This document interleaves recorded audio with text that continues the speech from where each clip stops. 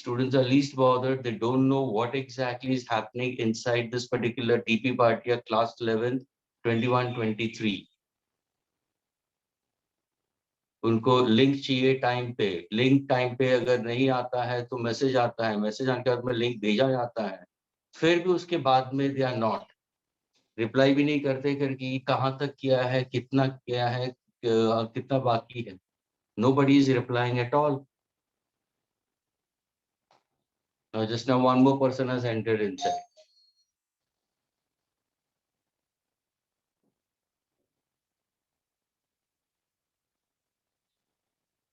Jai, magnetism I haven't done with you at all. Hope you're getting it.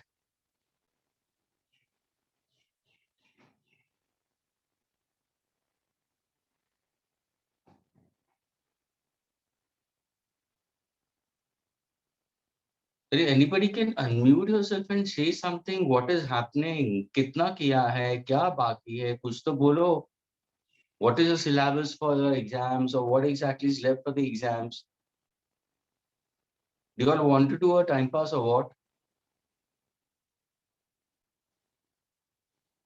Excuse me, sir. At last you did that Thanks a sixth lot. chapter. Thanks a lot.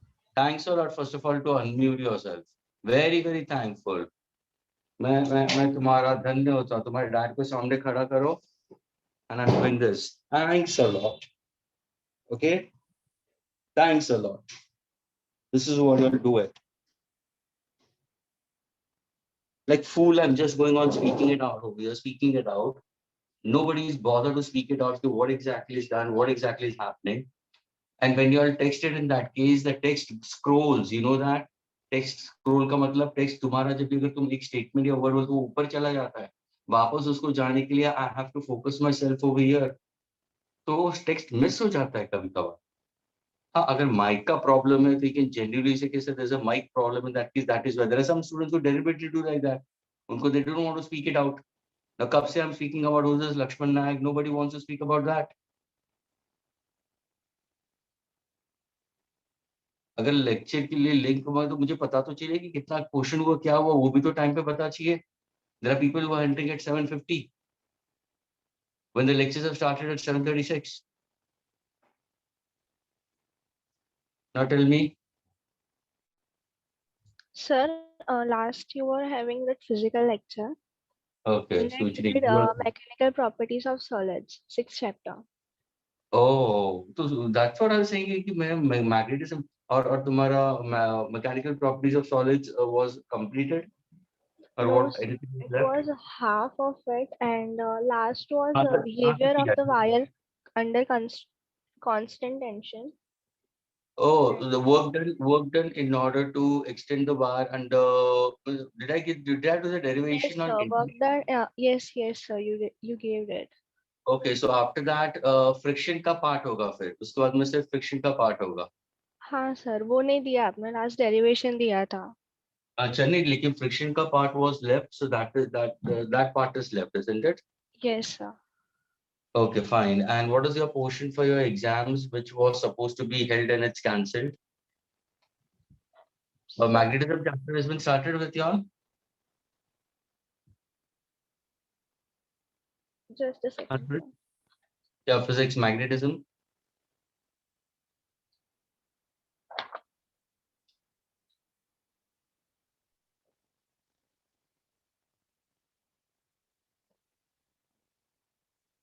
Suchni, are you there? Yes, sir, just a second. Okay. She's the only person who's really good enough to respond. And somewhere Jay was responding, but the rest of them, everybody was mom. Acha, Shubham has posted it.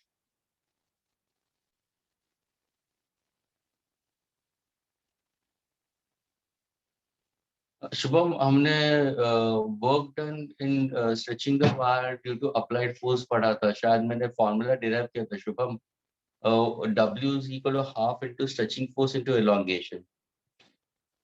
Just cross check कर Shubham क्या ये करवाया था, because I've done it, and if you have written in the books, it will be there into your books, my dear. You see, there are Yes, just you have done it. Work done by तो ऐसे बातें करोगे तो पता चलेगा ना. See now the person who are responding is Shubham, Jai, and Sujni was the one who was responding from very beginning. Good. Acha, Sujni, you are the only one now who keeps the mask down. You are the one ना. I'm sorry, sir. You are the one in the lectures जिसका mask नीचे रहता है ना हमेशा. Yes, sir. Okay. तो health कैसी है? सर वायरल अच्छी इन्फेक्शन है, तो मेरे नहीं को हुआ कुछ ना? नहीं हुआ है. वायरल इन्फेक्शन तो नहीं हुआ ना? नहीं सर, मेरे को कुछ नहीं हुआ है. Okay, fine. Now please take care, students. Please, it's these things are happening to people between 15 and 18. Most of them are getting affected, and many students are getting fever and all.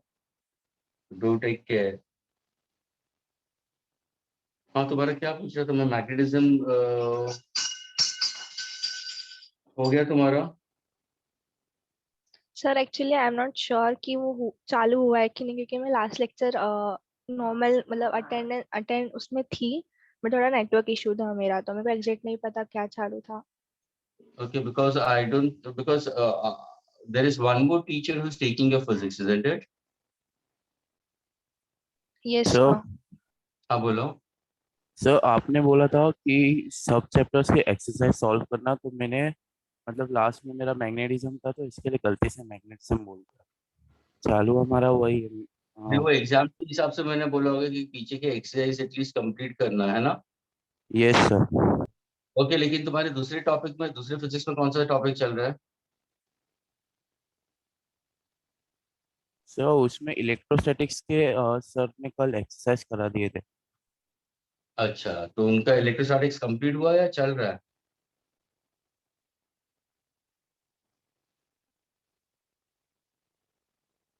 Students, electrostatics चल रहा है कि complete हो गया students?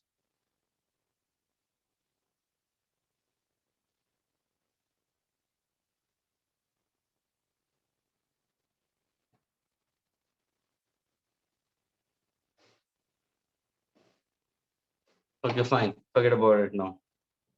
I don't know यार, क्या कर रहे हो तुम लोग यार? You don't focus properly in that case. Students, will go further ahead with the friction part of it. Students, हमारा जो फॉर्मूला था last time, work done in stretching the wire, वो डेरिवेशन सबको क्लियर है स्टूडेंट्स? इंटीग्रेशन वाला एक formula मैंने use किया था. क्या you want me to revise the definition derivation once again? हाँ स्टूडेंट्स, क्या आगे बढ़े हम लोग? Hello, are you all there? Knock knock. Yes sir. Thank you, I am highly oblige. वापस खड़े होकर ऐसा हाथ एंड फोल्ड करो. ओके, तो क्या मैं डिराइव करूँ या आगे बढ़ूँ वापस? Okay, it seems that you all know the derivations. Let's move further, students. Okay. See, when there is no reply, I have to consider. Okay, you all are so smart enough, you know everything. Students, we did the formula. अरे very good. There is one तरंग coming right now. क्या बात है, एकदम तरंग तरंग हो गया मैं तो. क्या बात है. 736 की lectures देखा? नायक देखा? 736 का link पे जाता. There are people coming at 8 o'clock. Welcome तरंग. Okay. Students, we are sir done about. आप डेराइव एक और बार करवा दीजिए ना. What happened? सर आप डेराइव एक और बार करवा दीजिए. Okay, fine, fine. Shubham, you said it? Yes sir. Okay, fine, fine. Okay, students, ये जो डेरिवेशन था क्या था मालूम है? Work done in stretching wire. सिर्फ वहां पे एक इंटीग्रेशन का फॉर्मूला तुम्हें ध्यान में रखना है. इंटीग्रेशन का फॉर्मूला तुम्हारा ये है स्टूडेंट्स, कीप इन माइंड. अगर मैं फॉर्मूला लिखूं students, integration of x raise to n into dx. Agree students? The answer is x raised to n minus 1 upon n minus 1. ये तुम्हारा फॉर्मूला है. ये इंटीग्रेशन का फॉर्मूला स्टूडेंट्स. ये तुम लोग ने बेसिक मैथ्स कैलकुलस में किया हुआ है, and that is mathematical tools. तुम्हारे मैथमेटिकल टूल्स का जो टेक्स्ट बुक है फिजिक्स की, उसके अंदर ये दिया हुआ है formula students. Now I said it about work done in stretching a wire due to elongation. Nothing as if I have a wire students. ये वायर है स्टूडेंट्स, और ये वायर को हम स्ट्रेच कर रहे हैं. ये इसका ओरिजिनल लेंथ है students. Keep in mind, this is the original length. लेकिन हम इस वायर को पहले एलोंगेट करते हैं स्टूडेंट्स टू मैक्सिमम एलोंगेशन. यानी students x is equal to 0 है. 2x मैक्सिमम ले रहा हूँ, जिसको मैं लिख रहा हूँ E। अब मुझे बताओ ये वायर अपने मैक्सिमम इलॉन्गेशन पे कब जाएगा? ये वायर अपने मैक्सिमम इलॉन्गेशन पे कब जाएगा? तो तुरंत तुम बोलोगे सर जब भी उसको मैक्सिमम लोड लगेगा या जब भी उसको मैक्सिमम फोर्स लगेगा, है ना? अगर उसको आपने मैक्सिमम लोड बिठा दिया तो मैक्सिमम इलॉन्गेशन हो जाएगा। तो नाउ अगर मैंने पूछा can you give me the formula for Young's modulus for such a wire due to maximum elongation, तो तुम क्या बोलोगे? सर फॉर्मूला होगा y is equal to f by a into l by e हो जाएगा। क्या ये क्लियर हुआ स्टूडेंट्स फॉर्मूला? हाँ स्टूडेंट्स, इज दिस क्लियर? ये फॉर्मूला कहाँ से आया हमारा? What exactly variable y stands for students? y का मतलब क्या है? What exactly variable y stands for students? Young's modulus. Very good. It's Young's modulus. And Young's modulus is a ratio of longitudinal stress to longitudinal strain. Longitudinal stress to longitudinal strain. अरे वाह, तरंग के बाद में तरंग ने समीर को बोला हवा का झोंका समीर आया। तरंग भाई इतना जल्दी क्यों आया तरंग? हाँ तो सर तरंग, मैं आ गया था पर अचानक से मेरा मीटिंग एंड हो गया, इसलिए मैं आ गया था कब तक। आ गया था। Okay fine, I didn't see your name that's why. अभी समीर भी आ गया, क्या बात है समीर।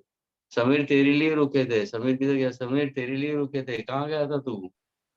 इधर ही तेरा हूँ भी सर, किधर नहीं गया था। अच्छा, क्योंकि अभी तूने एंट्री मारी मैंने वापस देखो विशाल भी आया, क्या बात है। ये सारे फ्रेंड्स एक साथ में डिसाइड करते हैं क्या? हाँ सी नायक 7:30 link was asked and see students are coming at 8:04 also. Excellent. Okay students, तो ये कौन सा फॉर्मूला था? Young's modulus. यंग्स मॉडुलस का फॉर्मूला क्या है students? Longitudinal stress to longitudinal strain होता है, तो F by A upon E by L। Agreed? E by L that is extension upon length। तो ये तुम्हारा फॉर्मूला हो गया, ये maximum force maximum elongation students. Are you getting it? Now when you speak about further students, अगर suppose मैंने body को अगर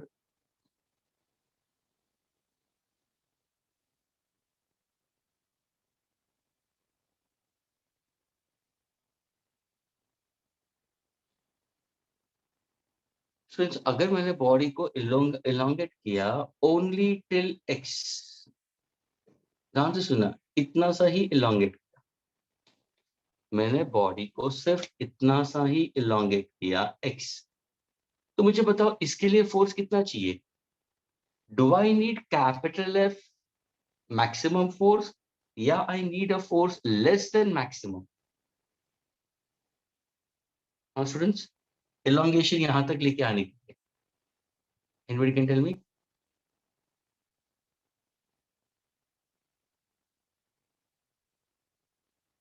What kind of force I needed? Should I need a force equal to capital F or should I need a force less than capital F? Come on, answer.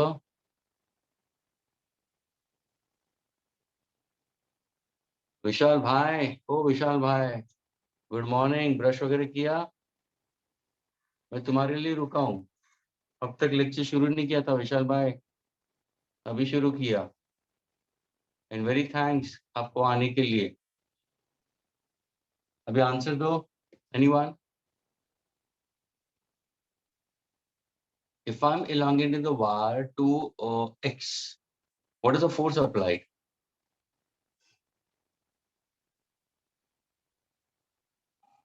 Yes, Shubham. Can you tell me, Shubham, Jai, Sujani? Force should be more than F, equal to capital F, या less than capital F? Less than. Less than, इतना easy था। See, Samir is answering. Samir was present. Oh, here comes Preeti Patel. क्या बात है यार, ये तुम लोग स्टूडेंट्स, तुम लोग को आदत किसने दिलवाई है इतना लेट लेट आने के लिए? सारे टीचर्स अलाउ करते क्या तुम लोग को आने के लिए? Students, have I taken lectures earlier with you all? Hi Preeti, how are you? So nice to see you. I was waiting for you. Thanks for coming into the lectures, Preeti. So early you came.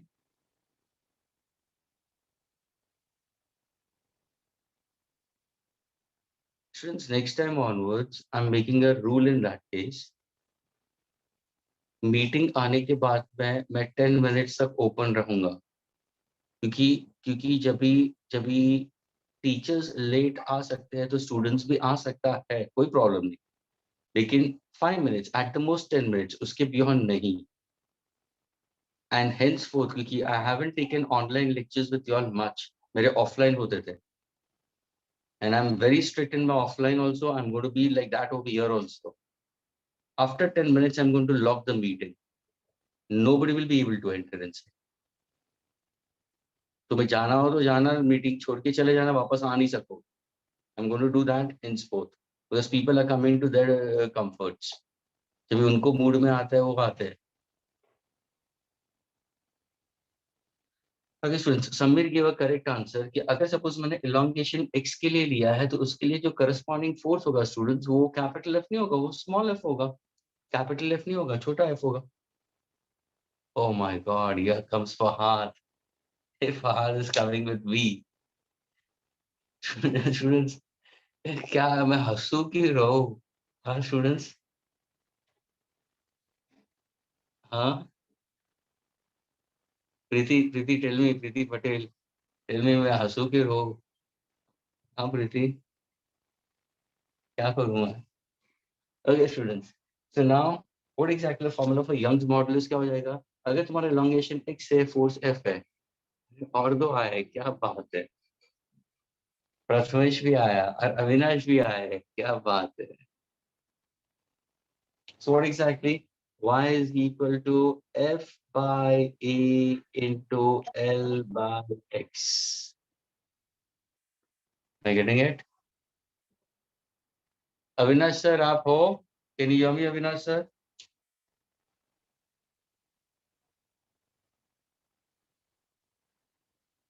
Avinash sir, आप हो?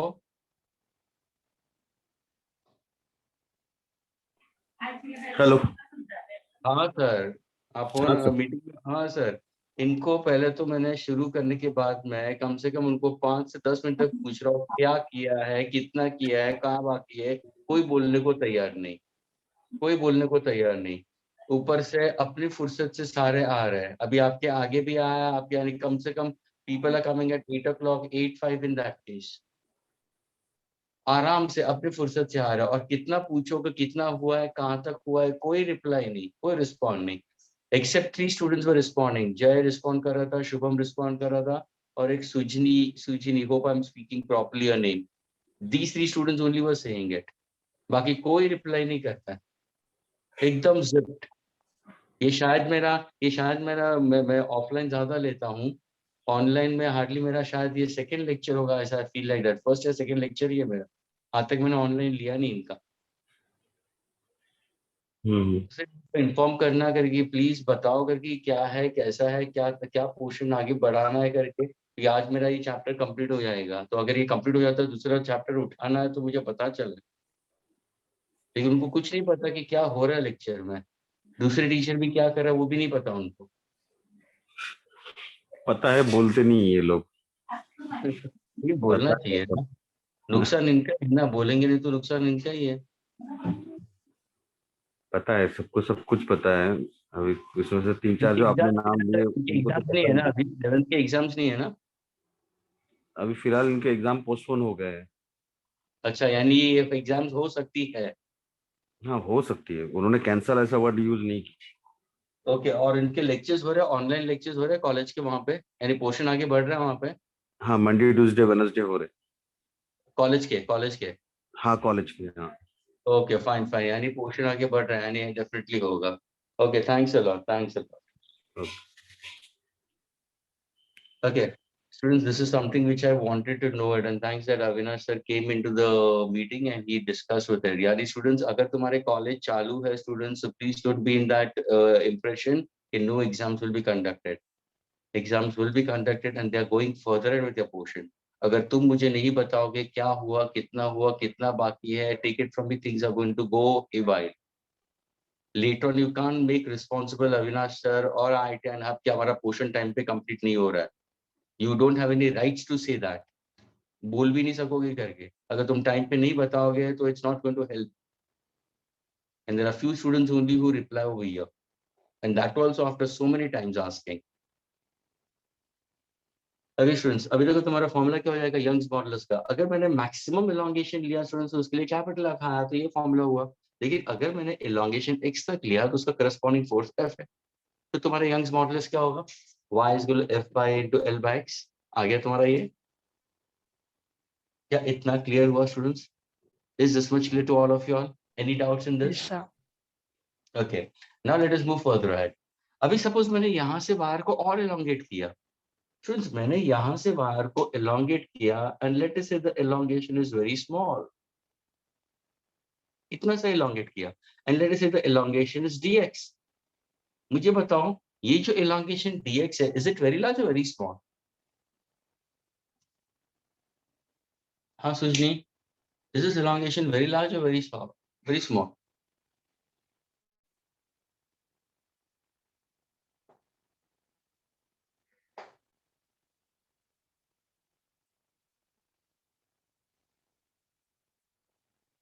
dx का मतलब क्या? Is it a very large elongation or very small elongation?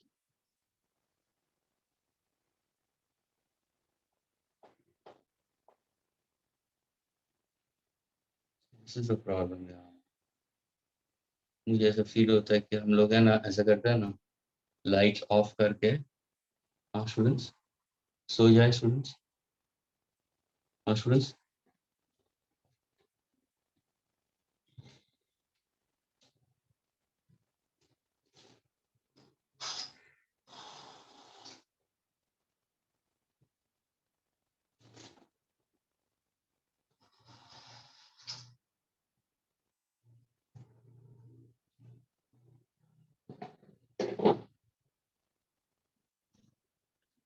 क्या अपना हर्ष भाई आ गया. Sujini, don't laugh, okay? I know that you are laughing. People are entering right now. Students, मुझे बताओ यार, अगर ये elongation अगर छोटा होगा तो मुझे बताओ. अरे क्या स्मार्ट दिख रहा है हर्ष. हर्ष, क्या बात है हर्ष, कैसा है तू? हर्ष, are you there? Can you listen to me? How are you, Harsh? Harsh, are you there?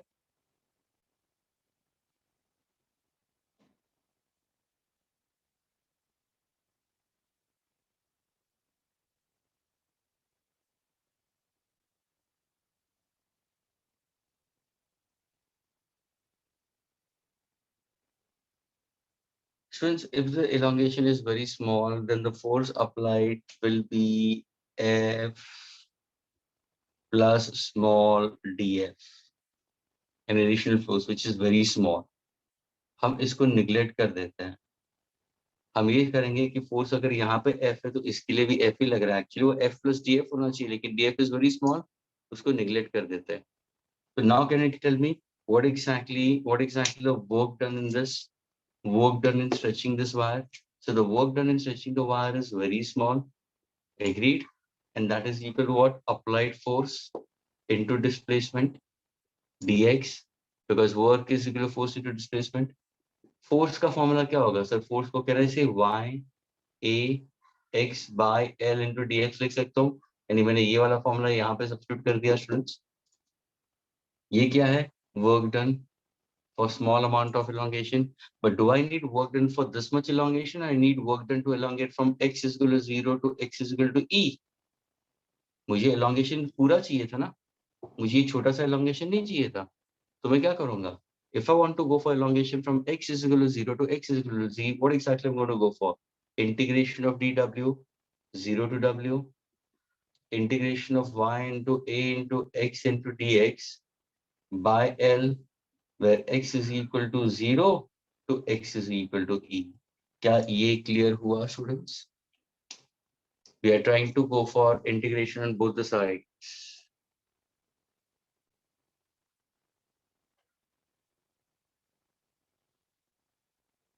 Students, क्या ये clear हुआ students?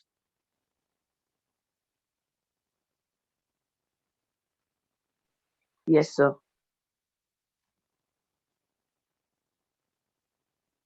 ऐसा लगता है, see one thing students, if you now don't, I'm making it on a serious note, students.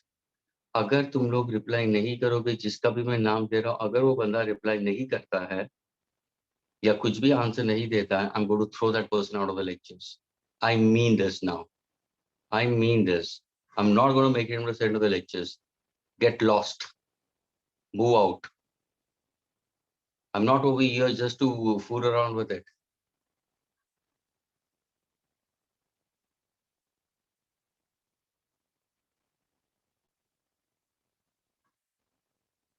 It seems that in online sessions you have got a lot of encouragement.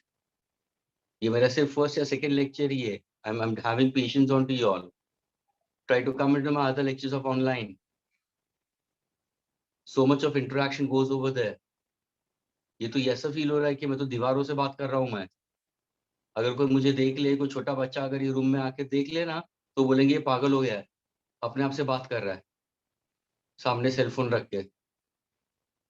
Room में तो कोई नहीं है. वो छोटा बच्चा भी हंसेगा मेरे पे. He is speaking to walls.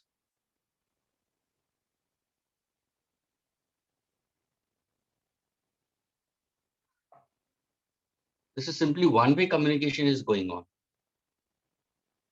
And then when your marks doesn't come, then you start blaming IIT and Hub. Then you start blaming teachers. Now none of the parents, not even mom, not even dad are sitting next to you all. और कोई parents अगर बैठना चाहता भी होगा तो तुम उनको बिठाओगे नहीं. बिठाओ मेरे लेक्चर्स में. और हो सके जितने भी स्टूडेंट्स होंगे ना, उसमें से मैक्सिमम स्टूडेंट्स सारे हेडफोन्स लेके बैठे होंगे कि मेरी आवाज पेरेंट्स सुन नहीं ले.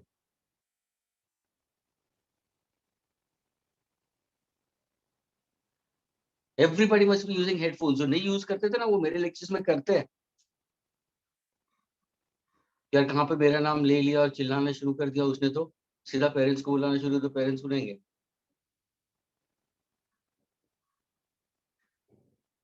To find out the work done, go for integration, lower limit, upper limit, y x dx by L. Integration of dw will be capital W. यहाँ पे Young's modulus constant है, area constant है, original length constant है. Integration of x into dx, lower limit 0 है, upper limit e है. Formula for integration of x into dx, यानी ये वाला फॉर्मूला आ गया. x into dx raised to power of 1 है, तो x raised to 1 plus 1 upon 1 plus 1 तो क्या हो जाएगा, x square by 2 हो जाएगा. Lower limit is 0, upper limit is e. Substituting the upper limit, तुम्हारा फॉर्मूला होगा y a e square by 2 है, जिसको तुम लिख सकते हो half into stretching force into elongation, and this answer is in G.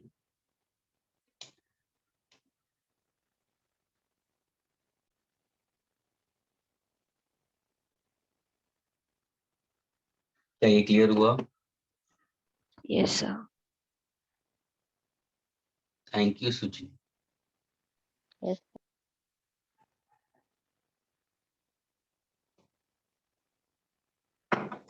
Suji, I want to ask you, do the students do the same thing? ये सारे students ऐसे ही करते हैं क्या सारे दूसरे ऑनलाइन लेक्चर्स में भी? हाँ, कोई आंसर नहीं देता क्या? एकदम चुप बैठते हैं. Sujani, Yes, sir. they don't reply at all in any of the lectures. They just skip mum. Yes, sir. यानी ये आदत गिर गई है इन लोगों को. स्टूडेंट्स, तुम्हारा नुकसान है. I am telling you very clearly. तुम लोग ही ब्लेम कर रहे हो, take it from me, my own. अगर पेंडेमिक थोड़ा सा और बढ़ गया, किसका नुकसान है? कोई कुछ नहीं कर सकता।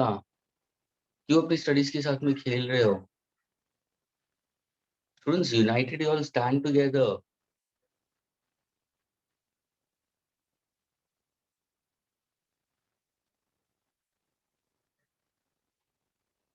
अगर मैं चाहता तो मैं बताता भी नहीं थे वापस।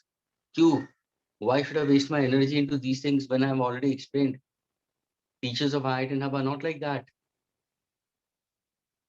When Shubham said it, sir, you do it, redo it. I did it over here. For whom? For you all. Be thankful to Shubham ki uski wajah se the rest of them also could focus.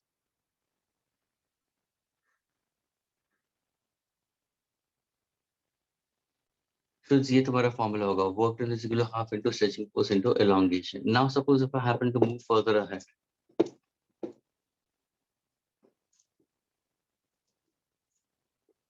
और ये derivation दे चुका था students, that's why I erased it.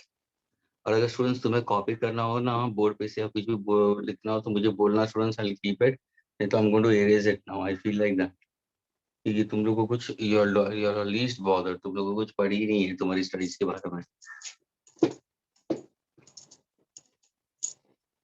थोड़ा सा be thankful to God कि तुम्हारी exam हुई नहीं। अगर एग्जाम होती ना तो सबकी नानी और दादी याद आ जाती। जब ये सारे फेल होते थे ना फिजिक्स में, मैथ्स में, केमिस्ट्री में, तभी तुम्हें ट्यूबलाइट होती कि हम पढ़ाई नहीं कर रहे। ये एग्जाम नहीं होने का नतीजा। Okay. Now, students, we have got the formula. Work done is equal to half into stretching force into elongation, and this answer will be in joules. Students, ये तुम्हारा formula work done है. ये work done gets stored in the wire. This work done. The answer is सुनना. In stretching the wire.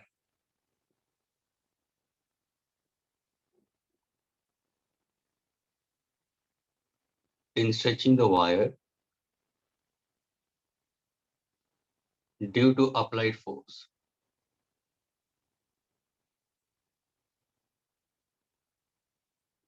Gets stored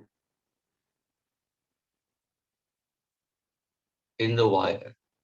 Work done in stretching the wire due to applied force gets stored in the wire in the form of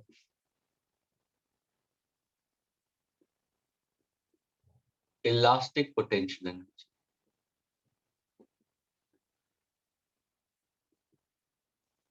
Since work done in stretching the wire due to applied force gets stored in the wire in the form of which energy? Elastic potential energy. यानी students तुम लोगों ने work पर energy शायद किया होगा. The amount of work done is equal to the energy consumed. अगर सुजनी ने एक पिज्जा खाया तो वो उतना काम करेगी जितना एक पिज्जा के हिसाब से. अगर उसने 2 पिज्जा खाया है तो she'll be able to do work according to that, depending on the energy what she's got it from pizza. Are you getting it? So work done in stretching the wire due to applied force gets stored in the wire in the form of what? Elastic potential energy. So can I say work done is nothing but elastic potential energy? और वो भी क्या formula होगा? Half into stretching force into elongation. जिसको हम क्या नाम देते हैं? जिसको मैं नाम दूंगा strain energy also. I can also give you strain energy या उसको मैं नाम दूंगा elastic potential energy. लेकिन अगर मैंने पूछा students what is strain energy, ध्यान से सुनना, what is strain energy per unit volume of wire which is equal to work done per unit volume which is equal to elastic potential energy per unit volume. तो wire अगर तुम लेते हो students तो कहने से वायर होता क्या है? सिलेंडर होता है कि नहीं होता है? तो उसका वॉल्यूम क्या होगा? कोई बता सकता है वायर का वॉल्यूम क्या होगा? Anybody?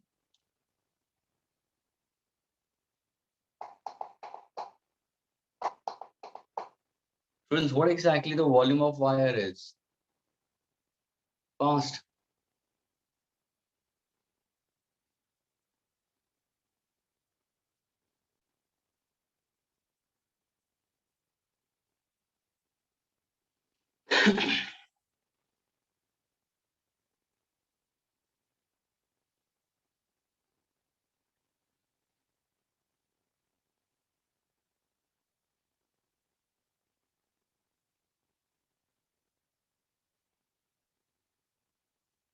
Since what exactly volume of wire is?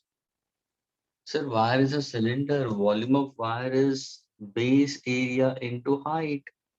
Yani it will be half into stretching force into elongation divided by area of cross section of the wire into length. So now can I say strain energy per unit volume, work done per unit volume, elastic potential per unit volume. तो इसका unit क्या होगा? Joule per unit volume यानी joule per meter cube. What is the strain energy per unit volume? Work done per unit volume. Elastic potential per unit volume is called as energy density. इसको हम क्या नाम देते हैं? Energy density. This means what is energy density of the wire is strain energy per unit volume.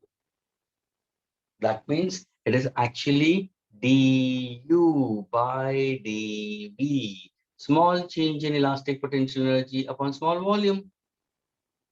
This is called as energy density. तो क्या formula होगा? क्या फॉर्मूला होगा? सर आपने वॉल्यूम ले लिया नीचे, है ना? What is force per unit area, students? What is force per unit area? Sir इसको तो हम बोलते हैं stress. What is elongation upon original length? Sir इसको बोलते हैं हम strain. So what exactly energy density का फॉर्मूला क्या होगा? Half into stress into strain. Agreed. और ये किसमें होगा? जूल मीटर क्यूब इनवर्स में होगा. क्या ये क्लियर हुआ स्टूडेंट्स? Yes, sir.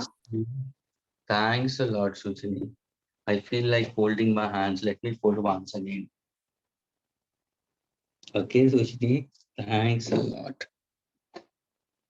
आज तक देखा है वो टीचर ऐसा करते हुए? देख तेरे संसार की हालत क्या हो गई भगवान. स्टूडेंट्स ये तो ऐसा फील हो रहा है ना, लेक्चर ऐसा चल रहा है कि यार सर ऐसा करते हैं ना, आप भी सो जाओ, हमें भी सोने दो, लेक्चर चालू रखो. हम भी पेरेंट्स को ऐसा फील होंगे कि हम लोग सुन रहे लेक्चर, आप भी लाइट बंद करके सो जाओ.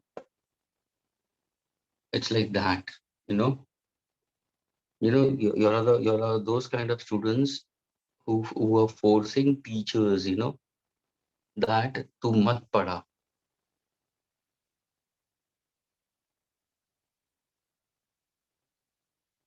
क्या मैं इसको इरेज कर सकता हूँ अभी? नहीं सर, रुको 2 मिनट. हाँ, थैंक्स अ लॉट. ऐसा बोलो, पता चले. सच्ची स्टूडेंट्स, ये सिर्फ 3 स्टूडेंट्स की वजह से तुम्हारे आज सेशन हो रहा है. सुजनी, जय, उनका नाम याद हो गया मुझे, और शुभम, बस. बाकी वो नायक को चिल्ला चिल्ला के पूछा कौन है कौन है कौन है नायक, तो वो बता ही नहीं रहा है कौन है नायक. हर्ष को चिल्ला चिल्ला के पूछा नहीं, फहद को पूछा नहीं,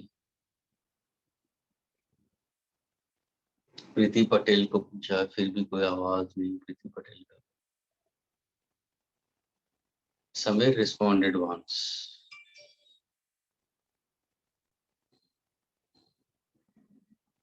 ओके.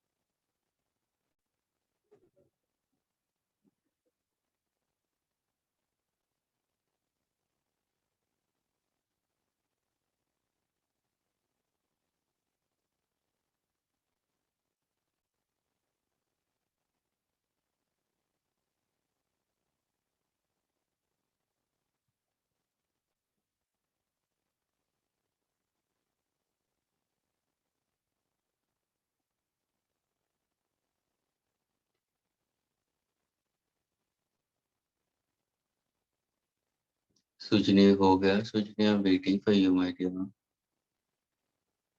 मैं यहीं हूँ, कहीं नहीं जाता हूँ लेक्चर के बीच सर में। लास्ट में क्या स्ट्रेस स्ट्रेन के बाद क्या ये वाला? लास्ट लाइन में sir energy density du by dv which is equal to half into what is F by A, what is force per unit area को हम क्या बोलते हैं? स्ट्रेस। स्ट्रेस स्ट्रेन उसके बाद क्या है जूल है यूनिट पूछ रही है सर वो। यूनिट। अच्छा क्या बात है समीर, ये देख ना, ये यूनिट लिख रहा हूँ ना, ये same to same. Students writings are clear about, हाँ कितने सर लास्ट ब्यूटीफुल। में दिख नहीं रहा है इसके लिए पूछा जे उसके बाद क्या लिखा है कुछ नहीं, क्या कर रहे थे, जो यूनिट यहाँ पे होगा वही यूनिट यहाँ पे होगा। जानबूझ के मैंने वैसा किया, मैंने जानबूझ के किया है ये इतना कट हो रहा है, मुझे भी दिख रहा है स्क्रीन में, मैंने जानबूझ के ये कट किया टू चेक आउट कि who is the one who is asking me what is written. जो मैंने यहाँ पे लिखा होगा वही यूनिट यहाँ पे होगा ना। नॉट ठीक है, तो बहुत हाँ बदमाश सर है। बट फिर भी मैं कंफर्म कर रही थी नहीं, नहीं, तू बहुत बदमाश है, तू लेक्चर्स में भी बदमाशियां करती है। मिलने दे तेरे पापा को। सर पापा को भी पता है ओके ग्रेट, ग्रेट, नाइस। पापा बाजू में बैठते हैं अरे very good, I am so happy. Give regards to your dad, I am so happy. ये जूल पर मीटर की माय डियर सेम यूनिट है, अलग नहीं होता है। हो गया? यस सर अभी तो आंसर दे रहे हैं स्टूडेंट्स। ये एनर्जी डेंसिटी का फॉर्मूला मैंने लिखा है। Can you write on some other ways also? यही फॉर्मूला को अगर मुझे दूसरे तरीके से लिखना है तो कैन यू राइट ऑन इसी फॉर्मूला को दूसरे तरीके से? तो तुम क्या करोगे? तो सिंपल, एनर्जी डेंसिटी का फॉर्मूला क्या है? du by dv, है ना? एग्रीड। एक फॉर्मूला क्या होगा, ध्यान से देख रहा है, एक फॉर्मूला क्या होगा? Half into stress into strain. Can you give me some other formula? तो मतलब हाँ sir, we know that Young's modulus is a ratio of stress to strain, आया ना? हाँ स्टूडेंट्स, ये पता है कि नहीं पता है? Young's modulus is a ratio of what? Longitudinal stress to longitudinal strain। बस, तो तुम्हें क्या करना है? इसी फॉर्मूला को दो अलग तरीके से लिखना है। Can I substitute stress as y into strain? So half into stress की जगह क्या लिखोगे? Y into strain। What is strain into strain? Strain square हो जाएगा। Agreed students? थर्ड वाला कौन सा लिखोगे तुम? Instead of strain, can I write on stress upon y? Instead of strain, can I write on stress upon y? Yes. So half into stress square upon y. And the unit of all of them is joule meter cubic inverse. क्या ये clear हुआ students? Students, is it clear? Yes. Hey, who's this? I'm getting one more. Gauri is responding. Thank you, Gauri. Thanks a lot for responding. Students, ये देखो, ये तीन formulas है, यानी students ये क्यों दिया मालूम है? When you are trying to solve questions, students they might give you in different manner. कहाँ पे वो stress देते, strain देते, और फिर ये पूछेंगे कहाँ पे Young's modulus और strain देंगे. So somewhere they'll give you stress and y. So you should know the different way of approach to solve these kind of questions. So students, तुम्हारा जो पहला था, मैंने ये डिराइव किया था, work done in stretching the wire due to force, so half into force into elongation, ये हम लोग ने इंटीग्रेशन के मेथड से निकाला था. फिर work done in stretching the wire gets stored in the wire in the form of elastic potential energy, जिसको हम क्या नाम देते हैं? Strain energy. Work done elastic potential energy half into stretching force into elongation, जो joule में होगा. And ये सब में ध्यान में रखना, 1 joule is equal to 10⁻⁷ ergs. School में पढ़े हुए हो तुम लोग. फिर strain energy per unit volume है, तो पर यूनिट वॉल्यूम, वॉल्यूम का मतलब क्या? वायर का वॉल्यूम का मतलब क्या? Wire is in form of the cylinder. What is actually volume of the cylinder? Base area into height. तो ए इनटू एल डाल दिया, एफ बाय ए स्ट्रेस आ गया, ई बाय एल स्ट्रेन आ गया. ये पीछे पीछे क्या लिखा है? The unit joule per metre cube. I get it. Now if I say energy density, तो इसी को कहना है some different ways. Yes, there are the different ways. क्या मैं अभी इसको एरेज कर सकता हूँ स्टूडेंट्स पूरा?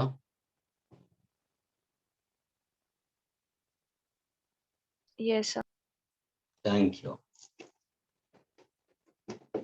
Now students will be going for next concept, students, friction. What exactly mean by the term friction? Can anybody tell me, students, friction का मतलब क्या है? बताओ.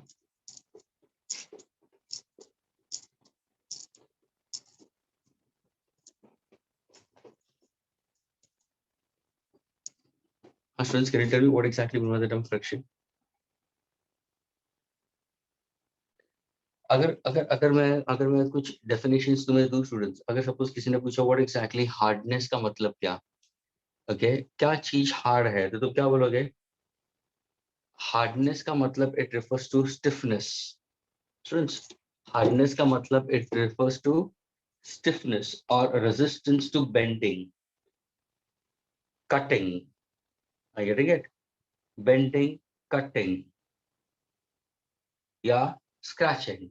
कोई चीज को तुम बेंड नहीं कर सकते हो. ध्यान से सुनना, कोई चीज को तुम कट नहीं कर सकते हो या उसको स्क्रैच नहीं कर सकते हो स्टूडेंट्स, उसको हम बोलते हैं हार्डनेस. ये डेफिनेशंस ध्यान में रखना स्टूडेंट्स, तुम्हारे टेक्स्ट बुक में भी दिए हुए डेफिनेशंस डार्क लेटर्स में दिए हुए 110% पूछेंगे, और ये सारा रिकॉर्डेड भी हो रहा है. यानी जो कुछ भी बताया वो ध्यान में रखना. ऐसे नहीं कि बाद में आफ्टर 15 दिन की बाद में या 20 days के बाद में एग्जाम्स होगी कॉलेज में और फिर ये डेफिनेशन पूछा गया, वी तो don't know sir, didn't do it with us, how do we know. ऐसा मत बोलना. तो ये डेफिनेशंस है स्टूडेंट्स. तो अगर किसी ने पूछा what is hardness, is the term hardness is defined as the stiffness और the resistance, okay, to what? To either bending or scratching or cutting भी consider. अगर तुम्हें पूछा हार्डनेस ऑफ अ मटेरियल किसके ऊपर डिपेंड होता है? It depends on to its strictness and toughness. कितना स्ट्रांग है और कितना टफ है वो, हार्डनेस उसके ऊपर डिपेंड होता है. I getting it? कितना स्ट्रांग है, आई गेटिंग इट, और कितनी इसमें स्ट्रेंथ है. That is what it's speak about. Strength का मतलब कि वो डिफॉर्म नहीं हो सकता तुरंत. क्रिकेट. और टफ का मतलब वो ब्रेक नहीं हो सकता स्टूडेंट्स, उसको हम बोलते हैं hard. Now when I speak about with respect to friction students, हम जो बात कर रहे हैं students, we are speaking about friction in solids. मुझे बताओ students, what exactly mean by the term friction? फ्रिक्शन का मतलब क्या है? एनीबॉडी? चलो बताओ.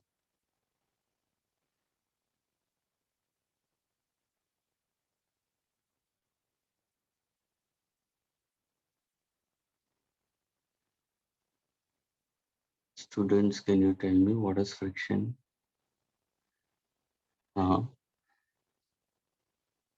Students, friction is that tangential opposing force.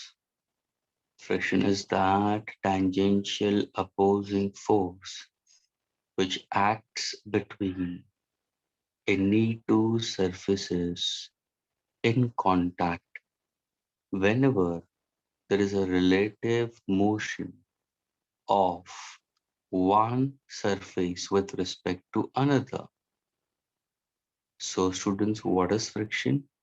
Friction is that tangential opposing force which acts between any two surfaces of two bodies in contact whenever there is a relative motion of one body with respect to another.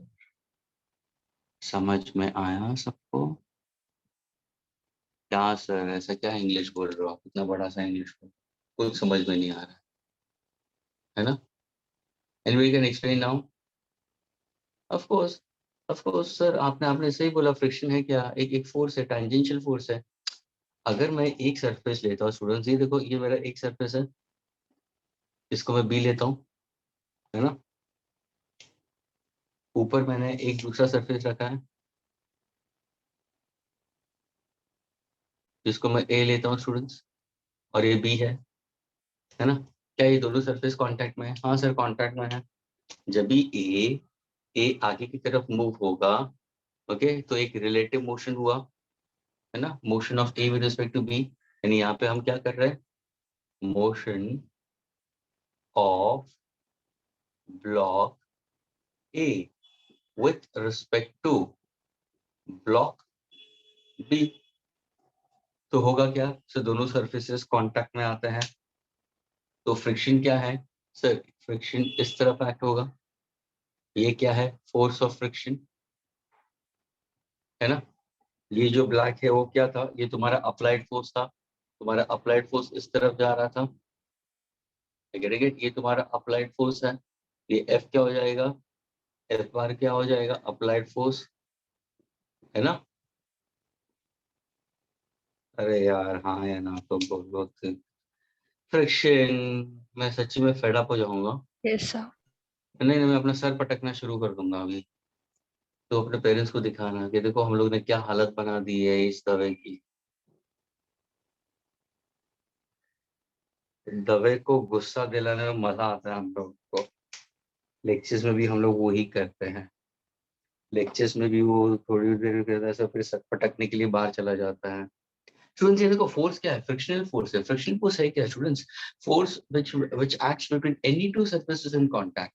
लेकिन क्या होता है whenever there is a relative motion of one body with respect to another, friends motion of a block A with respect to block B, यानी motion होगा, friction act होगा two surfaces के बीच में। और ये कौन सा फोर्स है, एक टाइप का टैंजेंशियल फोर्स है।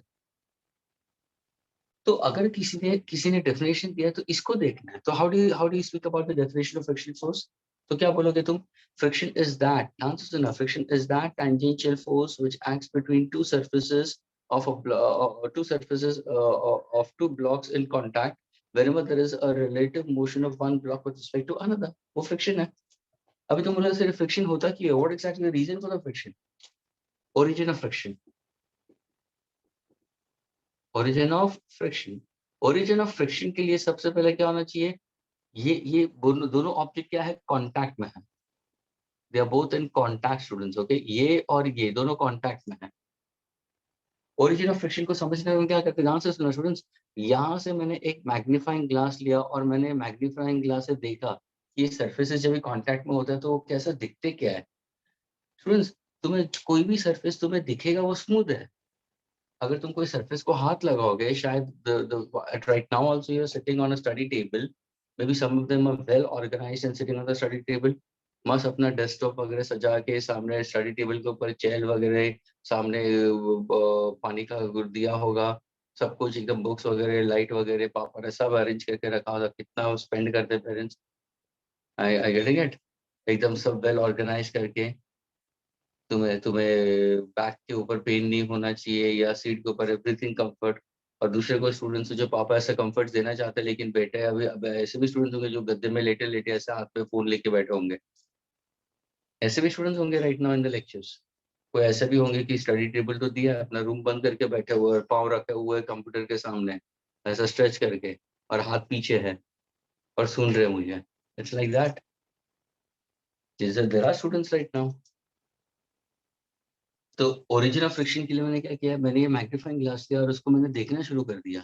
तो अगर मैं इसको देखूंगा ना स्टूडेंट, जो सरफेस तुम्हें से स्मूथ लगता है ना, एक्चुअली उसके अंदर बहुत सारी इरेगुलरिटीज होती है स्टूडेंट्स।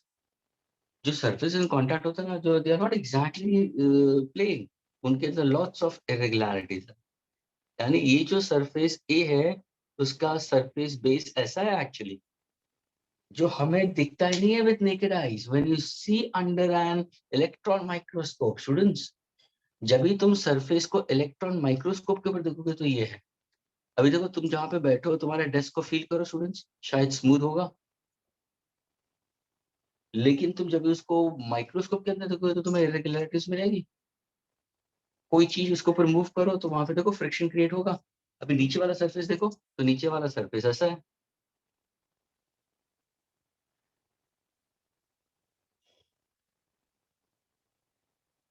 ये नीचे वाला सरफेस है, ये ऊपर वाला सरफेस हो गया। यानी बी में भी इरेगुलरिटीज है, ए में भी इरेगुलरिटीज है। तो देखो स्टूडेंट्स, ये जो इरेगुलरिटीज है वो करता क्या है, ध्यान से सुनना। ये एक का, ये एक, इसको हम बोलते हैं हीट्स, गेटिंग या क्रेस्ट, और दूसरे का मैं बोलता हूँ ट्रफ, समझ में आ रहा है। एक का एलिवेशन और एक का डिप्रेशन वैसे। तो अगर सपोज एक का क्रैश और दूसरे का ट्रफ, देखो अगर वो ऐसा आता है, ये यहाँ पे ऐसा चिपक गया और ये ऐसा चिपक गया, कैन यू मूव, ये देखो यहाँ पे ब्लॉक हो गया, ये ब्लॉक हो गया, ये इरेगुलरिटीज की वजह से क्या हो गया, ब्लॉक हो गया। यानी इसको हम क्या बोलते हैं, जहां जहां पे जॉइंट है इसको हम क्या बोलेंगे, इसको हम बोलते हैं इंटरलॉक। ये होता है इंटरलॉक। सो जब भी दो सर्फेसेस कांटेक्ट में आते हैं तो there are interlocking which takes place, और उस इंटरलॉक को मैंने क्या नाम दे दिया है, इस इंटरलॉक को मैंने नाम दे दिया है कोल्ड वेल। क्या इसको नाम दे दिया है, कोल्ड वेल। समझ में आ रहा है, यानी जितने नंबर ऑफ कोल्ड वेल्स बढ़ेंगे उतना तुम्हारा फ्रिक्शन बढ़ेगा। अच्छा सर, यानी आप ये बोलना चाहते हो कि कोई भी ऑब्जेक्ट जब भी किसी सरफेस के ऊपर रखते हैं तो वहां पे कोल्ड वेल फॉर्म होता है, इंटरलॉकिंग फॉर्म होता है, यानी वो फ्रिक्शन है। हाँ सर, वो फ्रिक्शन है। वो इंटरलॉकिंग की वजह से बॉडी ए बी के ऊपर मूव नहीं होना चाहता है, तब जाके कोई भी चीज तुमने देखो तुम्हारे डेस्क पे रखी हुई है, क्या मूव हो रही है अपने आप? अरे पेन सेट है, तुम्हारी पेन पड़ी हुई है, देखो साइड पे, देखो देखो पेन वैसी पड़ी हुई है, क्या मूव हो रही है, नहीं हो रही है? बुक रखी हुई है सामने, सर कुछ नहीं, आप क्या उल्लू बना रहे हो, मेरे सामने तो कोई बुक वगैरह कुछ खुली नहीं है, मैं तो टांगे लंबे करके आराम से देख रहा हूँ, और कहाँ कहाँ पे सेलफोन के अंदर देख रहा हूँ, कोई मैसेज तो नहीं कर रहा है मुझे। आधा दिमाग मेरा सेलफोन में जा रहा है, और क्योंकि पेरेंट्स तो देखने आते नहीं है रूम में, और पेरेंट्स भी आते हैं तो उनको मैं चिल्ला के बोल देता हूँ कि मैं पढ़ाई कर रहा हूँ, कर रही हूँ, डोंट डिस्टर्ब मी। ऐसे भी होते हैं स्टूडेंट्स। तो जब भी तुम देखोगे स्टूडेंट्स, ये इंटरलॉकिंग्स होते हैं, ये कोल्ड वेल्स होते हैं, और ये कोल्ड वेल्स करते क्या है, बॉडी को आगे मूव नहीं करने देते, तब जाके तुम्हारा ऑब्जेक्ट वहीं का वहीं होता है। अभी सपोज मुझे ये ब्लॉक को मूव करना है तो तुम क्या करोगे, सर उसको पुश करो ना। स्टूडेंट्स अभी देखो, सपोज अगर मैंने इसको पुश किया, उसका मतलब क्या कर रहा हूँ मैं फोर्स अप्लाई कर रहा हूँ। जैसे मैंने अप्लाई फोर्स किया तो मैं क्या कर रहा हूँ, ये जो अप्लाई फोर्स है स्टूडेंट्स, ये इंटरलॉकिंग्स को तोड़ेगा, ये इंटरलॉकिंग्स को तोड़ेगा। जैसे इंटरलॉकिंग्स को तोड़ दिया, what happens, the body will be set in motion. यानी जब ये नंबर ऑफ कोल्ड वेल्स टूटते हैं, then the object is set into motion. अच्छा सर, अभी पता चला कि कोई ऑब्जेक्ट को पहले रेस्ट से मूव करना हो, रेस्ट से मोशन में लाना हो, तो उस टाइम पे तुम्हें ज्यादा फोर्स चाहिए। हाँ सर, उस टाइम पे हमें ज्यादा फोर्स चाहिए, लेकिन अगर कोई ऑब्जेक्ट मोशन में आ जाता है तो उस टाइम पे तुम्हें कम फोर्स चाहिए, क्योंकि initially block is at rest. Therefore, force required is maximum by to break all the cold wells at one time. क्या ये अंग्रेजी समझ में आया? क्या Yes, ये sir. अंग्रेजी समझ में आया? है Yes, ना? sir. अरे थैंक्स अ लॉट। क्या यस, एकदम रिस्पॉन्स एकदम सही स्ट्रॉन्ग आ रहा है। सिर्फ 2 स्टूडेंट्स हैं। कितने स्टूडेंट्स में से? 21 स्टूडेंट्स में से।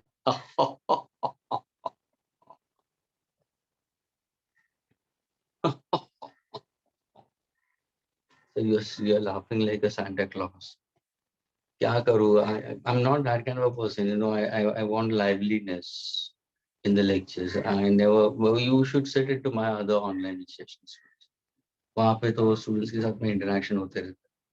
whether it's फाउंडेशन बैच, तुम 2GT में बैठो, तुम ऑरेंज बैच में बैठो, अरे स्टूडेंट्स आर लिटरली मारा मारी हो रही है आंसर्स देने के लिए वहाँ पे। तुम्हें लगता भी नहीं स्टूडेंट्स की 2 घंटा कैसे निकल गया लेक्चर्स में, यहाँ पे तो ऐसा लग रहा है कि 2 घंटे 20 घंटे की तरह हो गए। इट्स लाइक दैट, सर फोड़ने का मन कर रहा है मुझे। तुम लोग ही हो जो ऑनलाइन सेशंस को you are trying to make it a mess. Teacher is so initiative to do something, but you are the one who are forcing the teacher, नहीं भाई तू भी सो जा, हमें भी सोने दे। कभी मेरा अगर फ्रस्ट्रेशन निकला ना, ये सारी लाइट्स वगैरह ऑफ करके ना मैं तुम्हें सुला दूंगा, मैं भी सो जाऊंगा, तुम भी सो जाओ, हम लोग पूरे 2 घंटे सो जाएंगे, ऐसे ही करेंगे हम लोग।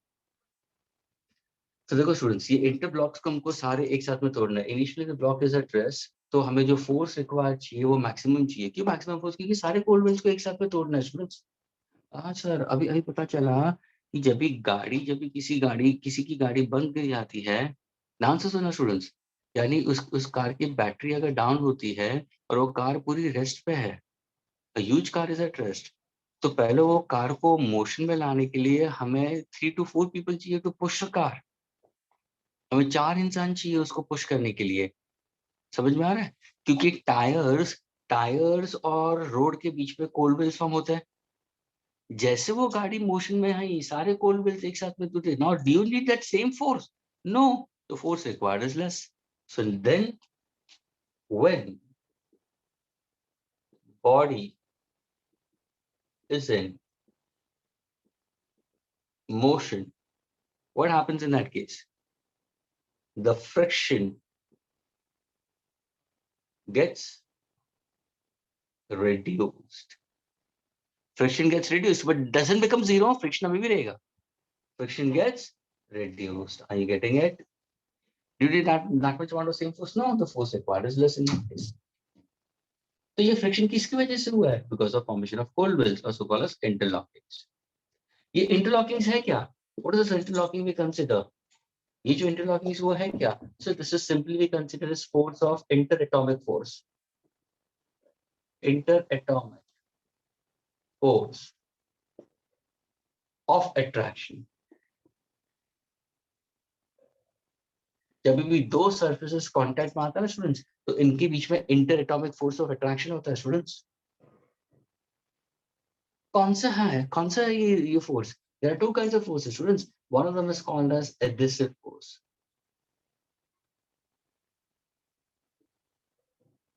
और दूसरा है स्टूडेंट्स cohesive force. तो इसको बताता है, तो बता सकता है adhesive force और cohesive force के बीच में what exactly it is? क्या ये दोनों attractive forces है स्टूडेंट्स?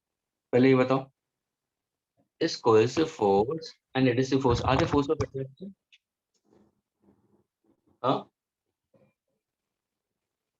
तो बता सकता है?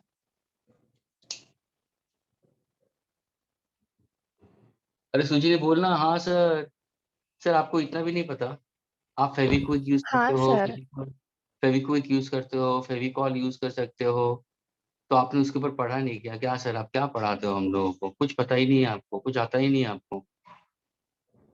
अभी कल ही मैं फेविक्विक और फेविकॉल को मैं देख रही तो वहां पे लिखा था adhesive. Students I don't adhesive want to add.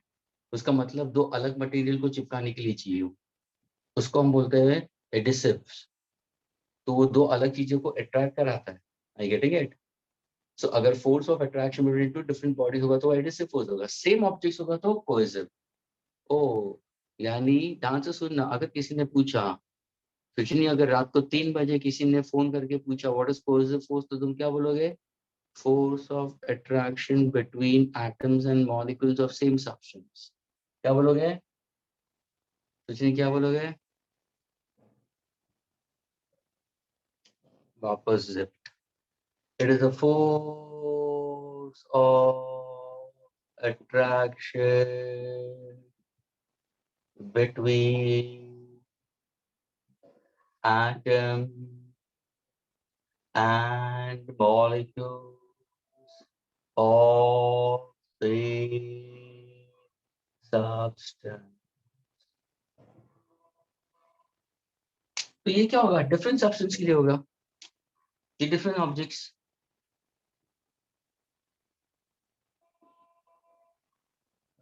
कौन सा फोर्स ग्रेटर है?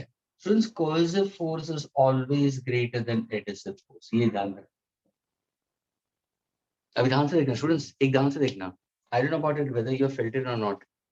सपोज अगर स्टूडेंट्स तुम्हारा जो शायद कोई प्लेटफॉर्म है, अगर कोई कहाँ पे ग्लास रखा हुआ है, स्टूडेंट्स घर के अंदर देखना कहाँ पे कोई सरफेस, ग्लास सरफेस है या नहीं है, और उसके ऊपर दूसरा एक ग्लास सरफेस रखना, ग्लास ऑब्जेक्ट रखना, ब्लॉक जैसा, जिसका सरफेस एरिया ज्यादा है।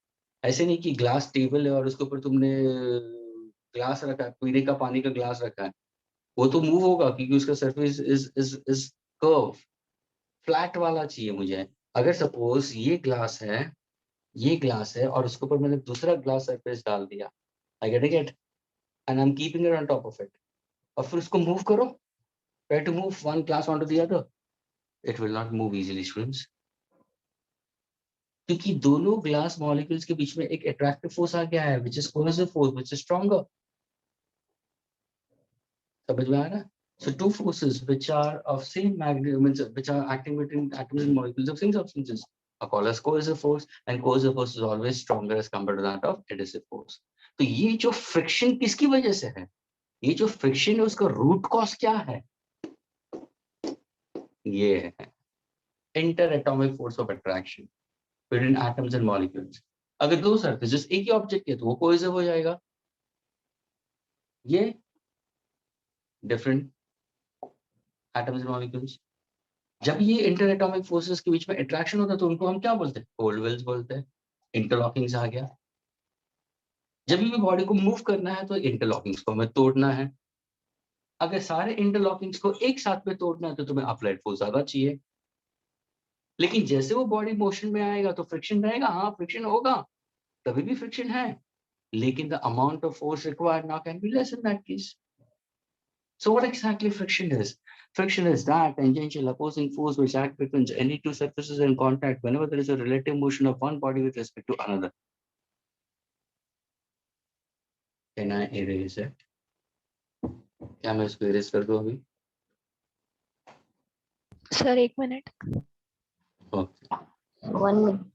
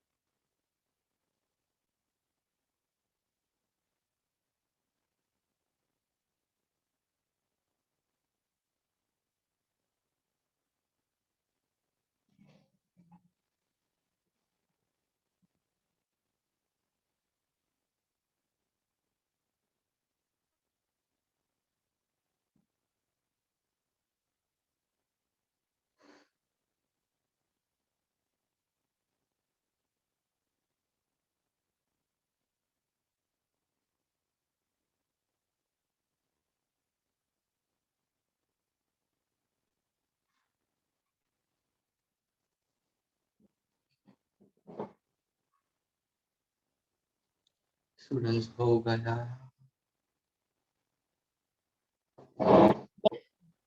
यस हो सर। गया स्टूडेंट्स, हो गया। हो यस गया। सर। हो गया। यार तुम लोग मुझे सुना रहे हो।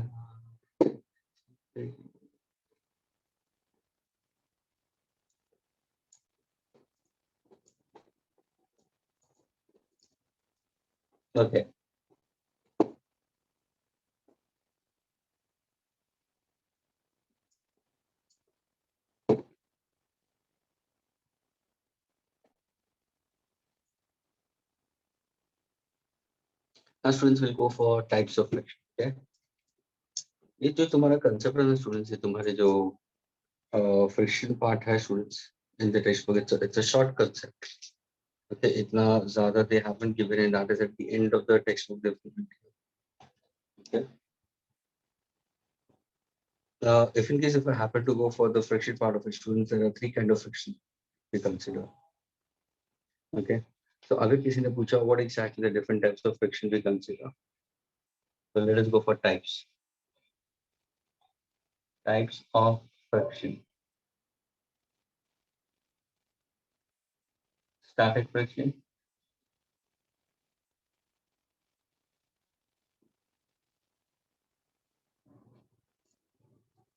Then you have your kinetic friction.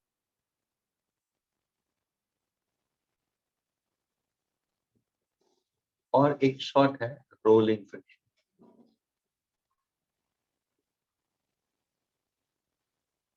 तो इस types of friction के अंदर तुम्हारे 3 टाइप है. 1, 2, 3. अभी कोई बता सकता है what are the 3 different types of friction? First of all is there static friction. Static का word क्या है? What is actually the meaning of what is the meaning of static friction?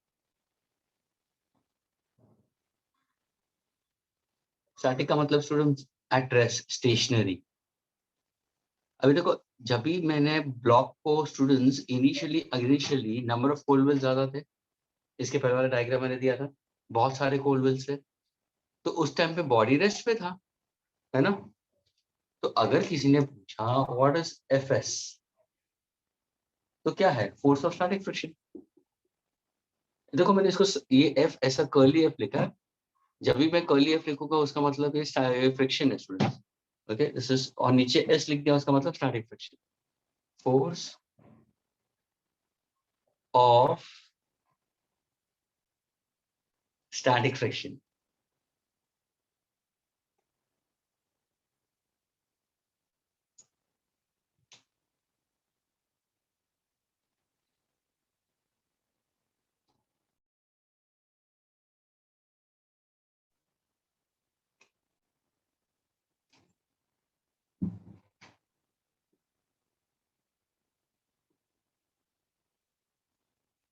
So FS stands for force of static friction. So static friction always balances the applied force when the body is static. Okay. Force, okay, frictional force which balances. Am I getting it? Applied force when the body is static. Balances applied force. When, ध्यान से सुनना students, क्या लिख रहा हूं? When body is static, उसका मतलब rest पे. समझ में आ रहा है? यानी अगर सपोज तुम एट प्रेजेंट चेयर के ऊपर बैठे हो लेकिन चेयर स्लाइड नहीं हो रही है, यानी वो चेयर रेस्ट पे क्यों है? What is the reason for it? It's because of friction. Friction is holding it. समझ में आ रहा है? यानी स्टूडेंट्स एट टाइम्स तुम, अगर किसी ने पूछा इज फ्रिक्शन हार्मफुल और यूजफुल, स्टूडेंट्स अगर किसी ने पूछा इज फ्रिक्शन हार्मफुल और यूजफुल, तो तुम्हारा आंसर क्या होना चाहिए? फ्रिक्शन का हार्मफुलनेस कहाँ पे बढ़ता है? When you speak about machineries, when you speak about engines. ध्यान से सुनना स्टूडेंट्स, जब भी हम इंजन्स और मशीनरीज के बारे में बात करते हैं तो वहां पे friction can be considered a kind of a harm. लेकिन डे टू डे लाइफ में जब भी तुम फ्रिक्शन के बारे में बात करते हो तो it is a useful friction. अभी फॉर एग्जाम्पल लेक्चर के बाद में सूजनी तुरंत उठ के चलती है अपने घर के अंदर, एक लॉन्ग कॉरिडोर के अंदर मार्बल फ्लोरिंग है, और चिल्ला के चलती है, मामा मैं पक गई, वो फिजिक्स के लेक्चर में इतना वो चिल्लाता है, पता नहीं पढ़ाता कम है और चिल्लाता ज्यादा है.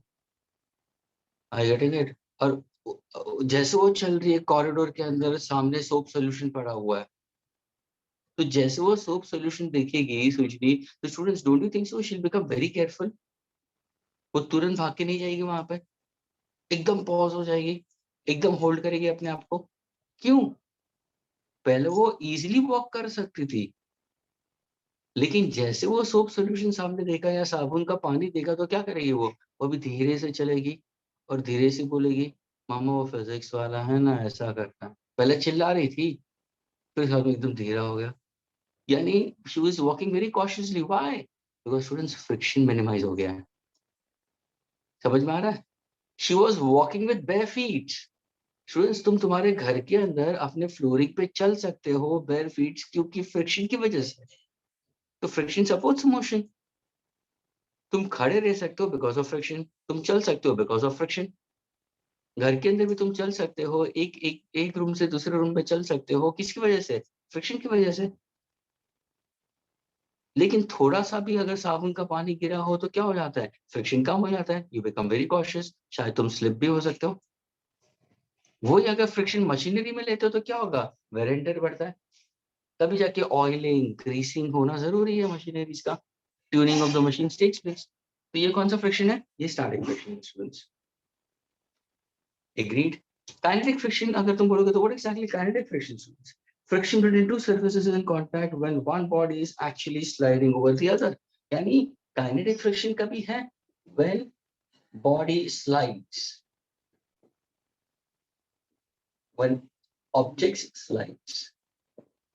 Static friction कभी है when the body is at rest, and over here when the body rolls.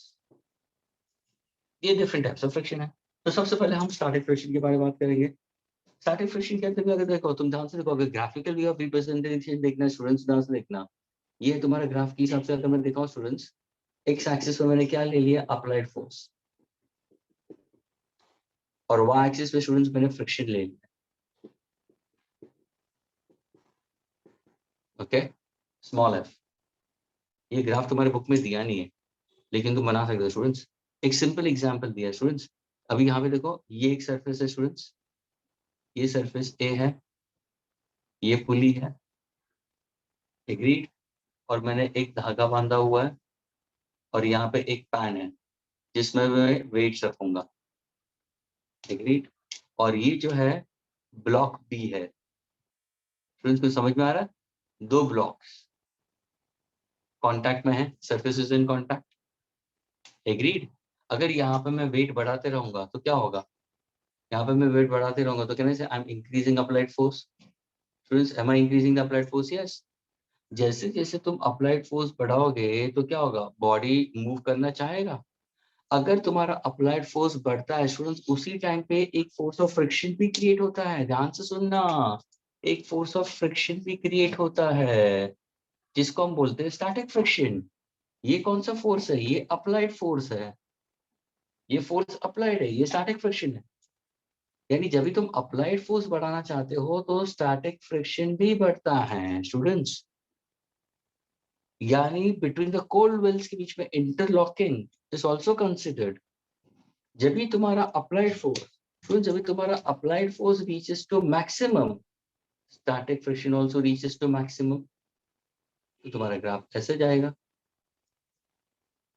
यानी यानी स्टूडेंट्स क्या किया तुमने मालूम है? यहाँ पे जो तुमने अप्लाइड फोर्स डाला है ना, that is almost equal to the weight of the block। ऊपर जाता है नॉर्मल रिएक्शन फोर्स। तो समझ में आ रहा है? ओ यानी सर, अगर कोई ब्लॉक का वजन 10 किलो है, 10 किलो है, तो पहले आप 1 किलो डालोगे, 2 किलो डालोगे, तो 1 kilo, 2 kilo, 4 kilo, 6 kilo, 8 kilo, तो फ्रिक्शन भी बढ़ेगा। हाँ, जब भी तुम्हारा applied force matches up with the force of friction, तो उस टाइम पे हो क्या रहा है मालूम है? कोल्ड वेल्स एक साथ में टूटना चाहते हैं।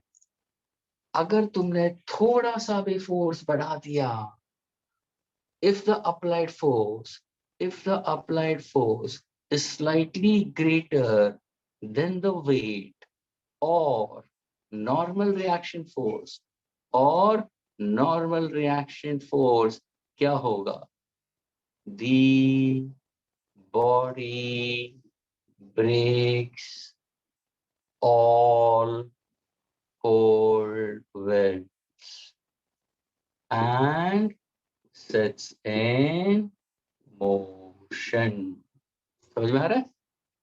जैसे तुम्हारा अप्लाइड फोर्स उसके वजन से थोड़ा सा बढ़ गया, क्या हो जाएगा, तुरंत सारे कोलवेल्स एक साथ में टूट जाएंगे, यानी क्या हो जाएगा, तुम्हारा तुम्हारा फ्रिक्शन ड्रॉप हो जाएगा और बॉडी मूव करना शुरू करेगा, क्योंकि तुमने डाले। जैसे बॉडी मूव करेगा तो क्या होगा, फ्रिक्शन होगा, हाँ सर तभी होगा ना, तभी होगा। इसको हम बोलते हैं स्टैटिक फ्रिक्शन। ये जो है ना, यहाँ पे जब भी तुम्हारा applied force is nearly equal to the normal reaction force, तो ये कौन सा फ्रिक्शन आ रहा है, static. But when body is in motion, then which friction is playing a role? Then it's kinetic friction. Which friction? Kinetic friction plays a role. अरे हाँ sir, जब भी तुम्हारा applied force is nearly equal to normal reaction force, अभी तो static friction है। जब भी बॉडी मूव होगा तभी क्या होगा, कोलवेल्स फॉर्म होंगे, तभी भी कोलवेल्स फॉर्म होंगे, लेकिन वो टूटेंगे भी, बनेंगे टूटेंगे, बनेंगे टूटेंगे, बनेंगे टूटेंगे, क्योंकि बॉडी मोशन में है। पहले पहले को अगर मैंने ऑब्जेक्ट को अज्यूम पहले मैंने ऑब्जेक्ट को सरफेस पे रखा तो 10 कोल्ड वेल्स थे, ये 10 कोल्ड वेल को एक साथ में तोड़ना था, तो उसके लिए मुझे ज्यादा फोर्स चाहिए। लेकिन जैसे बॉडी मूव हुआ, अभी कोल्ड वेल्स बन रहे हैं, लेकिन वो साथ में टूट भी तो रहे हैं ना, बनते और टूटते हैं, तो क्या हो जाएगा सर, आपका फोर्स अभी ड्रॉप हो जाएगा, लेकिन क्या अभी भी फ्रिक्शन रहेगा, हाँ सर अभी भी फ्रिक्शन रहेगा। तो देखो ध्यान से देखना, ये जो फ्रिक्शन है इसको हम क्या बोलते हैं, और ये जो फ्रिक्शन है इसको हम क्या नाम देंगे। देखो y एक्सिस पे फ्रिक्शन है, तो स्टूडेंट्स ये जो फ्रिक्शन होगा वो तुम्हारा स्टैटिक फ्रिक्शन होगा, और ये जो फ्रिक्शन होगा वो काइनेटिक और dynamic. This static friction is also called limiting static friction. एक लिमिट होगा, एक लिमिट की तरह है स्टूडेंट्स, इसके बियॉन्ड तुम नहीं जा सकते हो, एक लिमिटिंग फ्रिक्शन पे तुम पहुंच गए। उसके बियॉन्ड क्या होगा, जैसे तुम्हारा बॉडी मोशन में होगा तो वो काइनेटिक फ्रिक्शन आ जाएगा। अभी देखो फोर्स अप्लाई हो रहा है, बॉडी मूव कर रहा है, लेकिन अभी भी फ्रिक्शन है। So from here, what you come to conclusion, students? From here, we come to conclusion, students, that force of static friction is always greater than force of which friction? Kinetic friction. Kinetic is always from motion. This is for rest. समझ में आ रहा है? अभी तीसरा friction कौन सा है? रोलिंग। यानी स्टूडेंट्स काइनेटिक फ्रिक्शन कभी होता है whenever one body slides onto the other. Kinetic friction is also whenever one body slides over other, तभी वो काइनेटिक फ्रिक्शन होगा, मोशन में होगा तभी। ये किसके लिए होगा, रेस्ट के लिए। ये किसके लिए होगा, मोशन के लिए। लेकिन ये तीसरा फ्रिक्शन जो है वो रोलिंग, वो क्या है, what is that rolling friction students? Friction between two bodies in contact when one body is rolling over the other. Students, rolling का मतलब when one body rolls over the other. Hello students, तुम्हारे घर में wheelchair है? हाँ students, wheelchair देखा है students, कभी व्हीलचेयर देखा है? व्हीलचेयर के अंदर ध्यान से देखना स्टूडेंट्स, एक स्टील रॉड होगा, स्टील रॉड के नीचे बेस में उन लोग स्टील बॉल्स रखते हैं स्टूडेंट्स,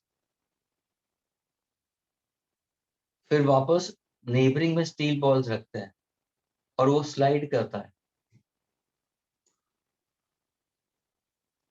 वो रोलिंग फ्रिक्शन होगा। सबसे मिनिमम ये होता है स्टूडेंट्स, बहुत ही इजी होता है स्टूडेंट्स रोलिंग फ्रिक्शन। अभी ये सिंपल एग्जांपल स्टूडेंट्स, तुम्हारे तुम्हारे विंडो पेन्स, घर के जो विंडो पेन्स होता है ना, स्लाइडिंग्स विंडो स्लाइडिंग्स, अगर सपोज उसका रबर बरोबर नहीं है या उसके व्हील्स बरोबर नहीं है तो एकदम वो जाम हो जाते हैं, फिर उसको कितना धक्का मारना पड़ता है, खुलते नहीं है। लेकिन वही किसी के घर के अगर व्हील्स एकदम स्मूथ है तो सिर्फ 2 उंगली से करोगे तो पूरा खुल जाता है। I getting it? Sliding doors, तो वो कौन सा है, रोलिंग फ्रिक्शन हो गया। तुम्हारे जो चेयर से जो मूव होते हैं वो रोलिंग फ्रिक्शन है। सबसे लीस्ट फ्रिक्शन किस में आता है, रोलिंग। यानी if I ask you, friction में सबसे मैक्सिमम कौन सा है, स्टैटिक, उसके बाद में कौन सा है, काइनेटिक, तीसरा क्या है, रोलिंग। रोलिंग फ्रिक्शन क्या है, whenever one body rolls over other. Agreed? When one body rolls over other. इसको हम कौन सा बोलते हैं? Rolling friction. Is this clear to all of your students? Students, क्या ये clear हुआ? 3 type of Yes, friction. sir.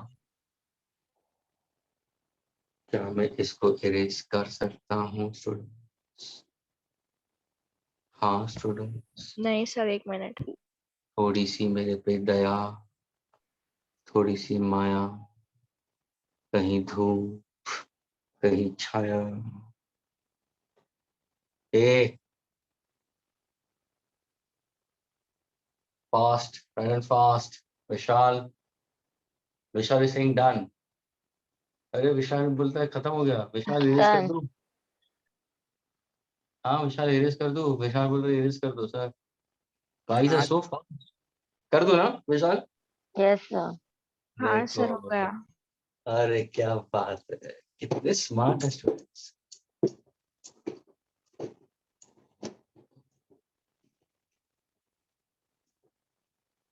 सुजी तुम्हारा हो गया था?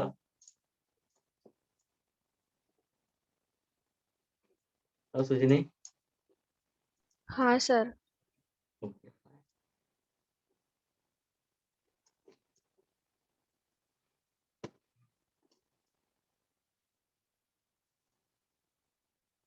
Okay. Now, students, we have to simply go for the formula and for the two students. Okay, when we speak about friction, students, okay, there are certain laws. Okay, you have simply 2 laws, students, to be taken care of: laws of static friction and laws of kinetic friction. Students, दोनों case में laws same है. अगर किसी ने पूछा what are the laws of static friction, what are the laws of kinetic friction, the answer remains the same. How do you go about with the law, students? The law states that, the answer is students, what exactly the law states? Okay, for any two, answer is okay, for any two dry, unlubricated surfaces in contact. Listen carefully, कैसे law को शुरू करता है? For any two dry, unlubricated surfaces in contact, the force of static friction is directly proportional to normal reaction force. ये किसके लिए है? Laws for static friction. और यहाँ पे मैं डाल रहा हूँ kinetic friction. दोनों के लिए सेम ही है स्टूडेंट्स, लेकिन कैसे शुरू होता है? For any two dry, unlubricated surfaces in contact. यहाँ से शुरू करना. For any two dry, unlubricated surfaces in contact, force of static friction is directly proportional to normal reaction force. Force of static friction is directly proportional to normal reaction force. Simple. यानी students जितना wait ज्यादा उतना friction ज्यादा.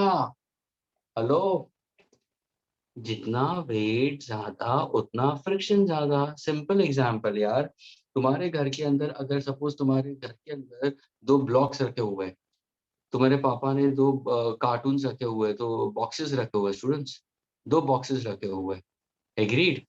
एक के अंदर 10 kilo का वजन रखा और दूसरे के अंदर 50 किलो का. मुझे बताओ किसके लिए ज्यादा फोर्स चाहिए for it to move, motion में लाने के लिए? सिर्फ 50 किलो के लिए. क्योंकि अगर 50 किलो तुम ले रहे हो तो तुम्हारा क्या अप्लाइड फोर्स भी बढ़ेगा, क्योंकि उसका नॉर्मल रिएक्शन फोर्स बढ़ गया है, वेट बढ़ गया है. समझ में आ रहा है? वही काइनेटिक फ्रिक्शन भी बढ़ेगा. अगर कोई कार मोशन में है, और उसके अंदर पैसेंजर ज्यादा बैठे हैं, तो फ्रिक्शन भी तो होगा ना ज्यादा. The force of static friction is directly proportional to normal reaction force. Force of kinetic friction is also directly proportional to normal reaction force. I get it? Force of static friction and force of kinetic friction. Students, both of them are independent of surface area and contact. Students, force of static friction or force of kinetic friction are independent of surface area in contact. Students, it doesn't depend on the surface area at all. Friction दोनों case में same ही रहेगा. ध्यान से सुनना students, अगर कोई block को मैंने ऐसा हॉरिजॉन्टल रखा, एवरीबॉडी लिसन केयरफुली, इसका वेट W है और ये सरफेस पे रखा हुआ है. ध्यान से देखना students, normal reaction force N है. यही ब्लॉक को मैं वर्टिकल रख रहा हूँ स्टूडेंट्स, वर्टिकल रख दिया स्टूडेंट्स, ब्लॉक वही है, उसका भी वेट W है, नॉर्मल रिएक्शन फोर्स N है. ये ब्लॉक को मैंने इस सरफेस पे रखा हुआ है, ये ब्लॉक को भी उसी सरफेस पे मैंने रखा हुआ है. तो क्या दोनों का फ्रिक्शन कम है या ज्यादा है या सेम है? यहाँ पे ज्यादा सरफेस एरिया, यहाँ पे कम सरफेस, लेकिन दोनों केस में वेट सेम है. स्टूडेंट्स, दोनों केस में फ्रिक्शन इज कांस्टेंट. कहाँ पे ज्यादा नहीं, कहाँ पे कम नहीं, यानी it's independent of surface area. समझ में आ रहा है students? Simply depends on the weight, ये ध्यान में रखना. अभी कोई स्टूडेंट बोलेगा सर ऐसे कैसे है, आपने यहाँ पे हॉरिजॉन्टल रखा है ना, तो आप तो बोल रहे थे बड़ा बड़ा आप सिखा रहे थे कोल्ड वेल्स फॉर्म हो रहा है, इंटरलॉकिंग फॉर्म हो रहा है, तो सर सामने दिखाई दे रहा है. यहाँ पे इंटरलॉकिंग ज्यादा होंगे, यहाँ पे इंटरलॉकिंग कम होंगे, तो यहाँ पे फ्रिक्शन बढ़ना चाहिए ना. आपकी बोल रहे कि फ्रिक्शन नहीं सेम है, यहाँ पे फ्रिक्शन ज्यादा होना चाहिए, नंबर ऑफ कोल्ड वेल्स ज्यादा है. देखो कोई पूछता नहीं है मुझे students, nobody is raising questions like that. And Sujin, you're saying it, your dad is sitting next to you. See, your dad is looking at you right now. See, so angrily he's looking at you. Ask questions. No, sir, he's not there right now. हाँ, उल्लू बना हुआ है, ये तो पहले से थे ही नहीं, है ना. सर और थे. तो अरे छोड़, तो एकदम मस्त हेडफोन लेके बैठी है घर के आराम से, यानी he is not listening also. Okay, अभी ध्यान से सुना स्टूडेंट्स, यहाँ पे नंबर ऑफ कोल्ड वेल्स ज्यादा है, यहाँ पे नंबर ऑफ कोल्ड वेल्स, लेकिन ध्यान से सुना स्टूडेंट्स, भले नंबर ऑफ कोल्ड वेल्स ज्यादा है, एरिया ऑफ कांटेक्ट कम है स्टूडेंट्स. अगर नंबर ऑफ कोल्ड वेल ज्यादा है, एरिया ऑफ कांटेक्ट कम है. यहाँ पे नंबर ऑफ कोल्ड वेल्स कम है, लेकिन एरिया ऑफ कांटेक्ट ज्यादा है, तो प्रोडक्ट दोनों केस में सेम रहेगा. Students, the product of number of cold welds into area of cold weld. यहाँ ने सुना, मैंने फ्रिक्शन कांस्टेंट क्यों बोला? अगर कभी भी किसी ने ये रीजन पूछा कि भाई तूने हॉरिजॉन्टल रखा और वर्टिकल रखा है, वेट सेम है, फ्रिक्शन सेम क्यों है, तो क्या बोलना है तुम्हें? Number of cold well into area of each cold well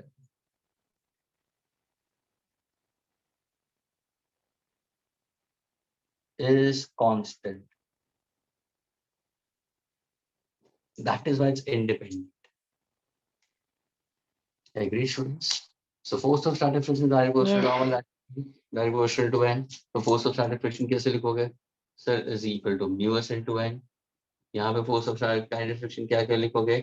Mu k into n. ये mu s क्या है? So mu s is coefficient of static friction, जो किसके ऊपर डिपेंड होता है? Sir, it depends on the material, depends on the material, nature of the material, है ना. ये क्या है? Coefficient of kinetic friction. एक कांस्टेंट है स्टूडेंट्स, ये एक कांस्टेंट है. ओके, और वो किसके ऊपर डिपेंड होता है? It depends on the material coming in contact, nature of the material. तो now see what's the formula? Force of static friction is mu s into n. What is n? Sir, n is equal to mg. देखो n क्या होगा, किसको balance कर रहा है? Weight, and that is equal to mg. So can I say force of static friction is equal to mu s into mg? Yes, ये तुम्हारा formula हो गया. यहाँ पे क्या होगा? फोर्स ऑफ स्टैटिक फ्रिक्शन क्या होगा? mu k into mg. Is this clear? Is this clear? Yes, sir. तो अगर इसका कोएफिशिएंट mu s है, इसका कोएफिशिएंट mu k है, तो व्हाट अबाउट रोलिंग फ्रिक्शन का coefficient? mu r.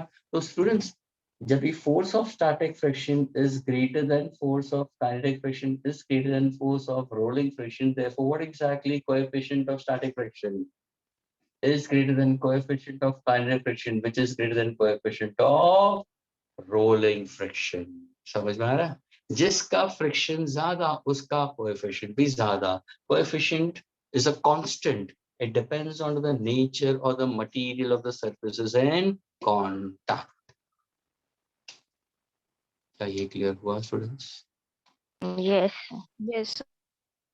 The students, whenever they ask you, they'll ask you laws of static friction, laws of kinetic friction. कैसे शुरू करना है? For any two dry unlubricated surfaces in contact, ये point बोलना है. First point इसके लिए, second point ये बोलने की जरूरत है. फिर फॉर्मूला लिखने की जरूरत है. म्यू का मतलब क्या है और वो किसके ऊपर डिपेंड होता है, और ये फाइनल आंसर. ये तुम्हारा पूरा लॉ. Okay, likewise this. सबसे मैक्सिमम फ्रिक्शन कौन प्रोवाइड करता है? स्टैटिक. उससे कम काइनेटिक. उससे कम रोलिंग. कौन सा ज्यादा कोएफिशिएंट है? Mu S is greater than mu K which is greater than V bar. Agree students? Yes. That's the end of the lecture. Hope that we have got it and we have almost completed with the chapter.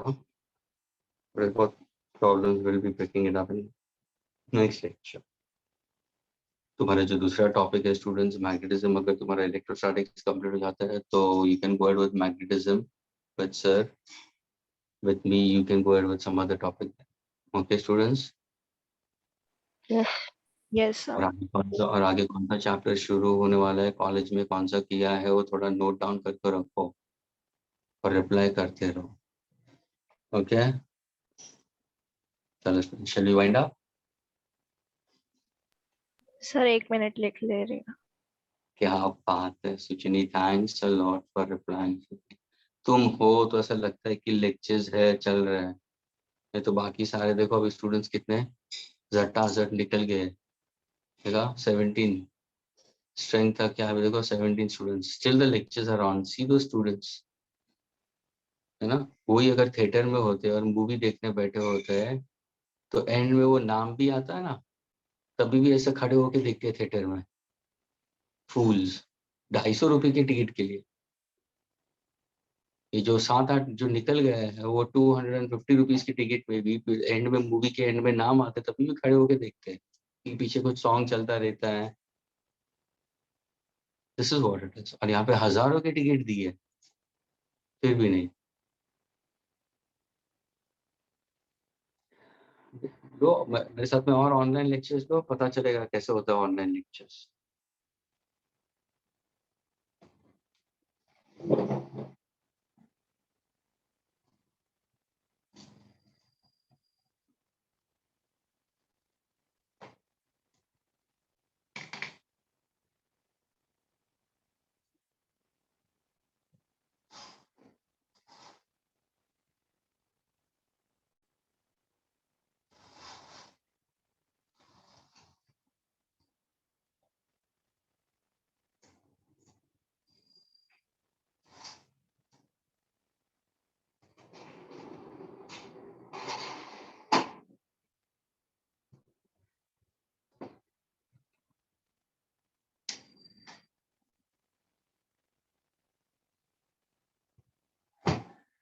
Sir done.